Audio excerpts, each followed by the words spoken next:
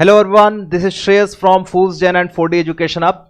Guys, जैसा कि आप लोग सभी जानते हैं, हम कई बार पहले भी ये पॉइंट में डिस्कस कर चुका है। न्यूज़पेपर रीडिंग आपके कितने सारे एरिया के पॉइंट ऑफ व्यू से इंपॉर्टेंट है। लाइक इंग्लिश कॉम्प्रिहेंशन ले लीजिए, रीडिंग कॉम्प्रिहेंशन ले लीजिए, क्लोज पैसेज हो गया, पैराजंबल हो गया, वोकैबुलरी हो गया, ग्रामर सेक्शन हो गया। उसके अपार्ट फ्रॉम दिस जीके के बारे में अगर मैं बात करूं तो current affairs, static path, then descriptive writing एक बहुत इंपॉर्टेंट एस्पेक्ट आप डेवलप कर सकते हैं रेगुलरली न्यूज़पेपर के थ्रू।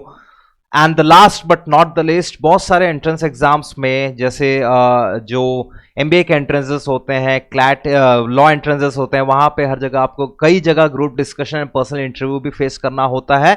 तो इन सारी जगहों पे आपके लिए न्यूज़पेपर रीडिंग बहुत इंपॉर्टेंट हो जाता है। बैंकिंग एग्जाम्स ले लीजिए, एसएससी एग्जाम्स में डिस्क्रिप्टिव राइटिंग।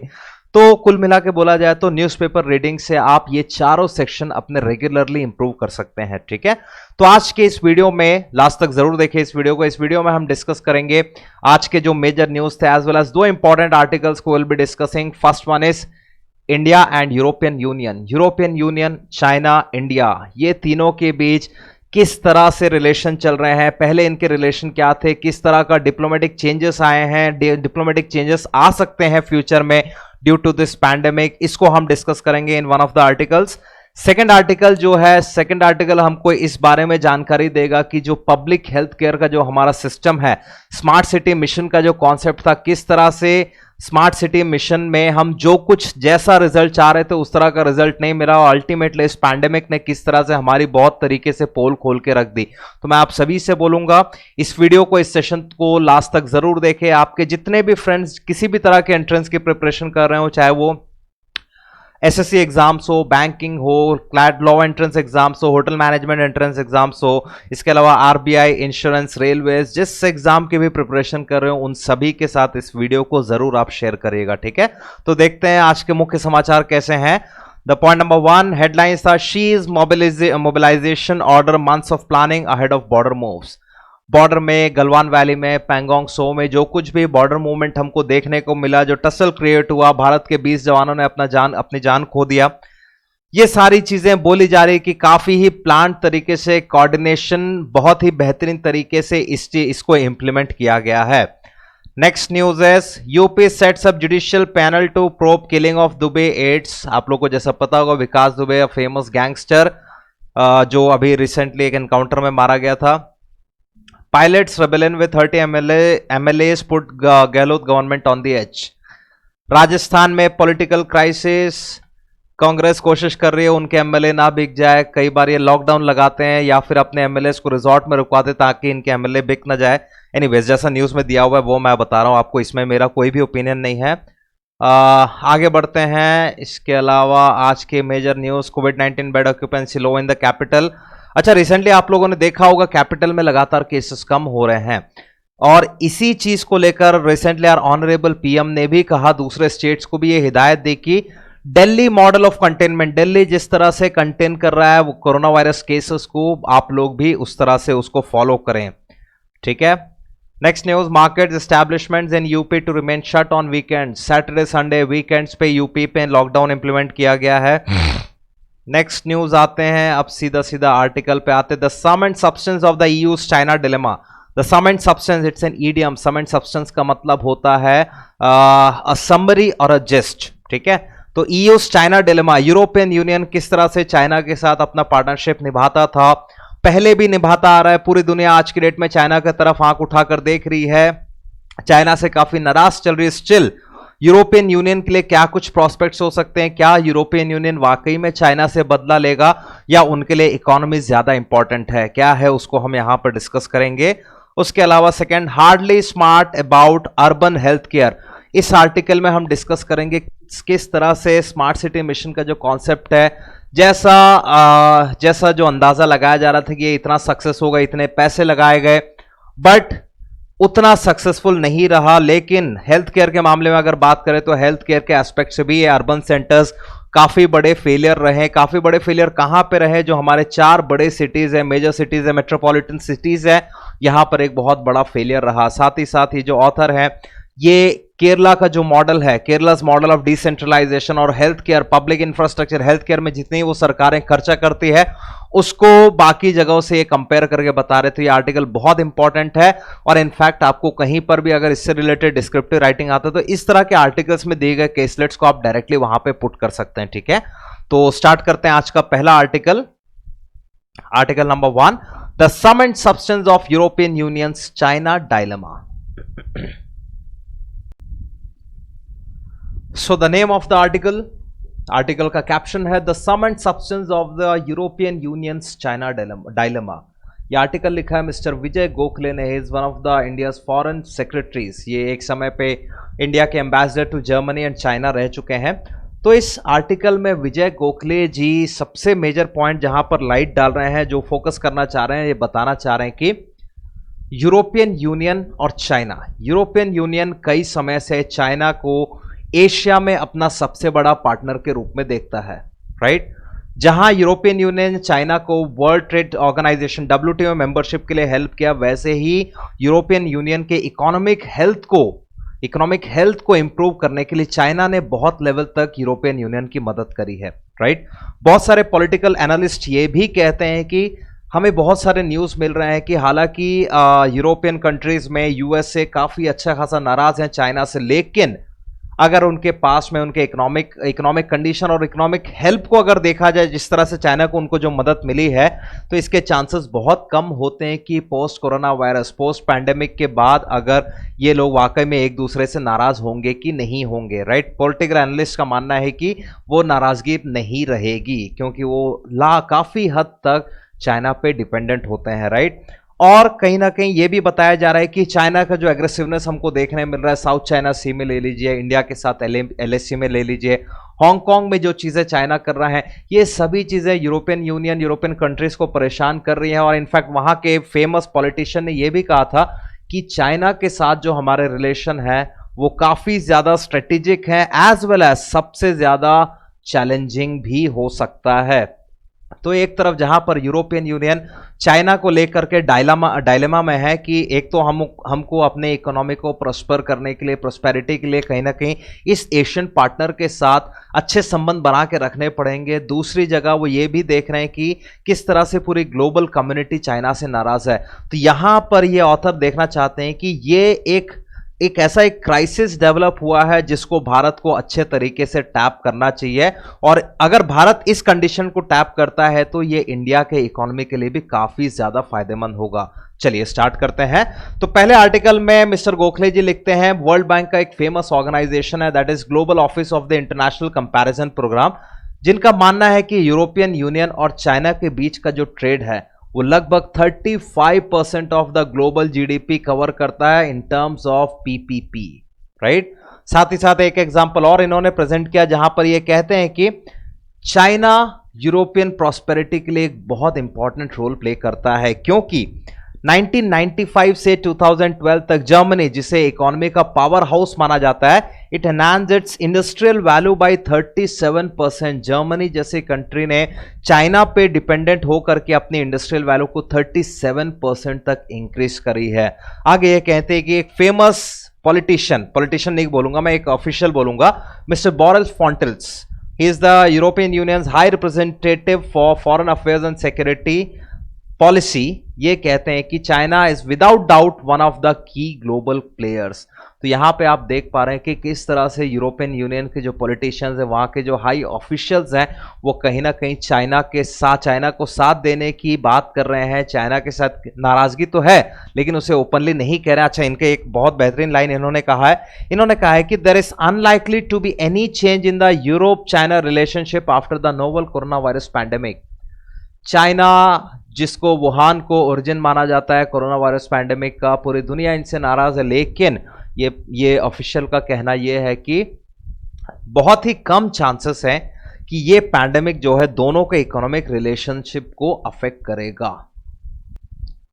काफी जगह ये चर्चा किया जा रहा है और बहुत बड़ा सिक्योरिटी के मैटर से एक बहुत बड़ा कंसर्न होता जा रहा है, जिस तरह से चाइना अपने इकोनॉमिक पावर और पॉलिटिकल इन्फ्लुएंस को यूज करके एग्रेसिवली बहुत जगह पे पार्टिसिपेट कर रहा है। अगर इंडिया के बारे में बात करें, पेरिस, ग्रीस में उन्होंने पोर्ट को कैप्चर करने की कोशिश करी। इंडिया के साथ उनका एलएसी का इश्यू चल रहा है। हांगकांग में जिस तरह से चाइना अपना पॉलिटिकल इन्फ्लुएंस यूज कर रहा है, तो ये मैटर्स जो है बहुत सारे यूरोपियन नेशन के चांसलर्स को परेशान कर रही हैं।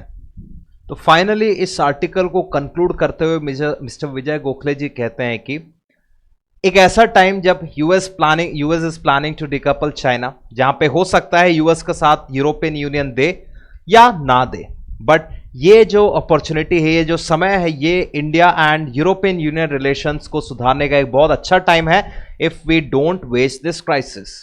ठीक है, ही सेज यूरोपियंस जो है वो भारत का जो रोल है in maintaining the peace and prosperity in the Indo Pacific region, ये भारत का लोहा मानता है यूरोपियन यूनियन। एंड इनफैक्ट हमारे लिए एक बहुत अच्छी अपॉर्चुनिटी है अगर हम यूरोपियन यूनियन के साथ मिल करके आर्टिफिशियल इंटेलिजेंस 5G पे अगर काम करते हैं तो हमारे संबंध भी इंप्रूव होंगे, एज वेल एज हमको बहुत तरीके से टेक्नोलॉजी में भी हेल्पफुल रहेगा ये चीजें। ठीक है, so finally the opportunity for India and EU to build a partnership that is both economic and strategic is there for the taking in a post COVID-19 strategic scenario, right?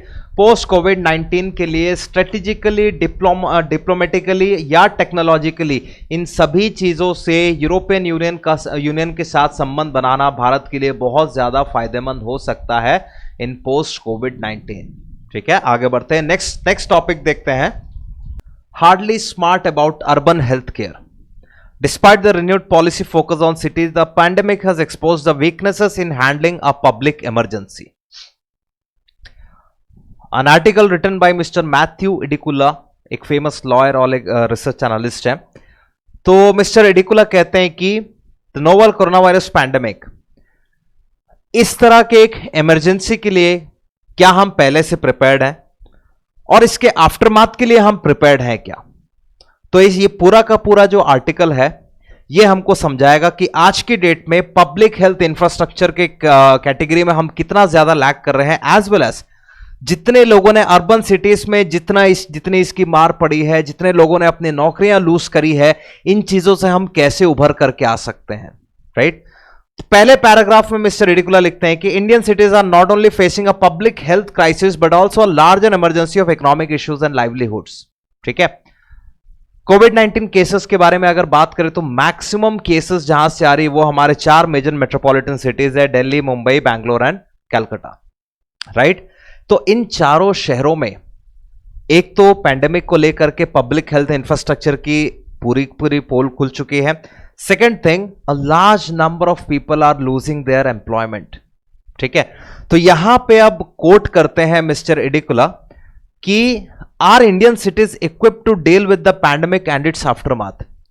सबसे पहले तो ये बोलते हैं कि स्मार्ट सिटी मिशन का क्या हुआ। तो इस आर्टिकल को समझने के पहले हमको यह समझना होगा कि स्मार्ट सिटी मिशन क्या है। So the smart city mission का कॉन्सेप्ट ये था, जब एनडीए गवर्नमेंट पावर में आई थी बहुत ज्यादा हमने स्मार्ट सिटीज और बुलेट ट्रेन्स के बारे में काफी ज्यादा बस सुना था। So smart city mission is a mission which was implemented by the minister of housing and urban affairs. तो गवर्नमेंट ऑफ इंडिया का एक बहुत ही क्या बोलना चाहिए, एक काफी ज्यादा बस मिला वाला ये प्रोजेक्ट था, जहां पर इन्होंने कहा था कि पूरे देश में लगभग 100 सिटीज को सेलेक्ट करके 100 सिटीज में से अराउंड 5000 एरियाज को हम स्मार्ट बनाएंगे, स्मार्ट सिटी बनाएंगे, और इसके लिए लगभग 2 लाख करोड़ का बजट भी इंप्लीमेंट किया गया था। तो स्मार्ट सिटी मिशन का कॉन्सेप्ट ये था कि 100 सिटीज में से कुछ एरिया को लेकर के हम उसे स्मार्ट बनाएंगे on the basis of 3 models, retrofitting, redevelopment and greenfield. Retrofitting का मतलब ये होता है जो चीजें पहले से बन चुकी है उसमें उसी में कुछ चीजों को ऐड करना। जैसे कई बार होता है ना, किसी चीज की मैन्युफैक्चरिंग पहले हो चुकी है लेकिन बाद में उन चीजों को ऐड किया जाता है, कुछ एक्स्ट्रा इक्विपमेंट ऐड किया जाता है, दैट इज कॉल्ड रेट्रोफिटिंग। तो ministry of housing and urban affairs का मोटिव ये था कि भारत के 100 शहरों में से लगभग 5000 साइट्स को हम स्मार्ट सिटी बनाएंगे। ठीक है, अब इसके हम लूप होल्स देखते हैं कि कहां पे हम इस कैटेगरी में पीछे रह गए। जैसा कि मैंने आपको बोला कि स्मार्ट सिटी मिशन को लेकर के गवर्नमेंट ऑफ इंडिया ने लगभग 2 लाख करोड़ के फंड्स को इन्होंने इशू किया था, लेकिन आज की डेट में इसकी असलियत क्या है उसको समझते हैं। So out of 5000 smart city projects लगभग 4700 प्रोजेक्ट्स को टेंडर कर दिया गया है, जिसमें से भी सिर्फ 1600 लगभग अराउंड 1600 प्रोजेक्ट्स ही कंप्लीट हुए हैं, जहां इन्होंने 2 लाख करोड़ देने की बात हुई थी 5 साल में, अभी तक मात्र 26,700 करोड़ अमाउंट को यूटिलाइज किया गया है। तो ये गैप बताता है कि जो चीजें हमने शुरू में देखी थी, हम इतना पैसा लगाने के बाद भी स्मार्ट सिटी के कॉन्सेप्ट को पूरी तरीके से इंप्लीमेंट क्यों नहीं कर पाए, राइट? तो फ्रेंड्स, यहां पे अब क्वेश्चन राइज होता है कि स्मार्ट सिटी मिशन का कोविड-19 से क्या लेना देना। तो कोविड-19 से इसका लेना देना यह है कि इस पैंडेमिक के चलते स्मार्ट सिटीज में एक कॉन्सेप्ट लाया गया था, that integrated command and control centres. In smart cities में ये जो कंट्रोल सेंटर्स बनाए गए थे, ये कोविड-19 में रियल टाइम प्रोसेसिंग के लिए बहुत सारी सरकारें यूज कर रही है, राइट? तो ये भी पॉइंट यहां पे उठने का मुद्दा ये है कि स्मार्ट सिटी मिशन में, स्मार्ट सिटी के कॉन्सेप्ट में पब्लिक हेल्थ केयर को लेकर के बहुत ही मिनिमल बजट रखा गया है, जबकि इंडिया एक ऐसी डेमोक्रेसी है विद दिस मच पॉपुलेशन, हमें पब्लिक हेल्थ केयर में बहुत ज्यादा पैसे खर्च करने चाहिए। यहां पर मैं ये बात क्यों कह रहा हूं, आउट ऑफ 5000 प्रोजेक्ट्स लगभग 70 प्रोजेक्ट्स ऐसे थे जहां पर पब्लिक हेल्थ केयर की बात हुई थी, पब्लिक हेल्थ केयर इंफ्रास्ट्रक्चर लगाने की बात हुई थी अंडर स्मार्ट सिटीज, और इसका जो बजट एलोकेशन था वो लगभग मात्र 2000 करोड़ का बजट एलोकेशन था। तो आप देख सकते हैं कि हमारे कंट्री में आज की डेट में जब इतना बड़ा बजट एलोकेशन की जरूरत है पब्लिक हेल्थ केयर में, वहीं पे जहां गवर्नमेंट 2 लाख करोड़ लगाने की बात कर रही थी, उसमें से मात्र 1% का बजट एलोकेशन हुआ है इस पब्लिक हेल्थ केयर के लिए, right? Hence public health seems to be a major blind spot in India smart city dreams. आगे बढ़ता है। तो वही ऑथर कहते हैं, मिस्टर इडिकुला कहते हैं कि स्मार्ट सिटी का जो कॉन्सेप्ट था वो पब्लिक हेल्थ केयर को लेकर के नहीं था, उसके लिए फोकस था ही नहीं। लेकिन अल्टीमेटली अगर आप देखेंगे स्मार्ट सिटीज मिशन के जो कोर वैल्यूज थे, उनकी वैल्यूज, उनका ऑब्जेक्टिव ये था कि अर्बन पीपल के लाइफ स्टैंडर्ड को इंप्रूव करना। तो डेफिनेटली जब आप बोलते हैं कि किसी के लिविंग स्टैंडर्ड्स को इंप्रूव करना है, तो हेल्थ उसका एक इंडिस्पेंसिबल पार्ट होता है। साथ ही साथ अगर मैं कॉन्स्टिट्यूशन के बारे में बात करूं तो 74th अमेंडमेंट एक्ट के द्वारा जो ऐड किया गया था हमारे कॉन्स्टिट्यूशन में, 12th शेड्यूल जो म्युनिसिपैलिटीज को पावर देता है, उनके फंक्शंस के, उनके अथॉरिटी के बारे में बात करता है। उनके 18 फंक्शंस में से एक फंक्शन ये भी है that they have to provide proper public health facilities, right? तो कोविड-19 का जो क्राइसिस है, इन्होंने हमारे इन सब चीजों को काफी हद तक, हमारा पब्लिक हेल्थ केयर इंफ्रास्ट्रक्चर की जो काफी हद तक पोल पट्टी खोल चुके हैं। अब हम समझते हैं कि किस तरह से केरला मॉडल वाकई में अपने कंट्री में अपने आप में एक बहुत ही अलग लेवल पे काम कर रहा है। गवर्नमेंट ऑफ केरला की पूरे दुनिया में तारीफ की जा रही है for containing that covid pandemic. तो वो किस तरह से इतना एफिशिएंटली कंटेन कर पाए? बहुत सारे फैक्टर्स होते हैं इसमें। सबसे पहली बात, एक एडमिनिस्ट्रेटिव एफिशिएंसी, बहुत ही बेहतरीन ब्यूरोक्रेसी, गवर्नमेंट के इनिशियल स्टेप्स, कुछ भी होते ही गवर्नमेंट जितना प्रॉम्प्टली वहां पर एक्शन लेती है, साथ ही साथ लोगों का अवेयरनेस, ये बहुत सारे फैक्टर्स है जिसके कारण वो लोग इस हद तक कंटेन कर पाए हैं। बट ये बोला जा रहा है कि उनकी जो एडमिनिस्ट्रेटिव सिस्टम है और स्ट्रांग लोकल गवर्नमेंट के साथ साथ वो पब्लिक हेल्थ केयर के लिए इतना ज्यादा पैसा खर्च करते हैं, वो चीजें उनके लिए हेल्पफुल रही इस पैंडेमिक को कंटेन करने के लिए, राइट? तो ऑथर एक तरफ इसको बोलते हैं, दूसरी तरफ वो इसको आर्ग्यू करते हैं, दूसरे से कंपेयर करते हैं कि जिन स्टेट्स में, जिन शहरों में लोकल गवर्नेंस स्ट्रांग नहीं है या लोकल गवर्नमेंट का कॉन्सेप्ट नहीं है, उन शहरों में रेसिडेंट वेलफेयर एसोसिएशंस को ये पावर दिया गया, जो कि है एक प्राइवेट अथॉरिटी, उन्हें यह पावर दिया गया है कि आप अपने यहाँ के, अपने एरिया के कोविड-19 केसेस को मॉनिटर कर सकते हैं। और बहुत सारे केसेस ऐसे खुल करके सामने आ रहे हैं जहां पे वेलफेयर एसोसिएशन काफी ड्रैकोनियन लॉज यूज कर रहे हैं अपने नेबरहुड्स के अगेंस्ट, जैसे ही उनके सामने कोई भी सस्पेक्ट या कोविड-19 केस आता है। तो गाइस, फाइनली ऑथर इन चीजों के साथ कंक्लूड करते हैं अपने आर्टिकल को। वो कहते हैं कि गवर्नमेंट को बहुत सारे स्टेप्स लेने चाहिए। स्मार्ट सिटी मिशन आपका एक बहुत अच्छा कॉन्सेप्ट है, but you should spend heavily on public health care infrastructure. इनके अलावा आपको लोगों को लाइवलीहुड डेवलप करने के लिए भी आपको पैसे लगाने चाहिए। रूरल लाइवलीहुड मिशन हो गया, अर्बन लाइवलीहुड मिशन हो गया।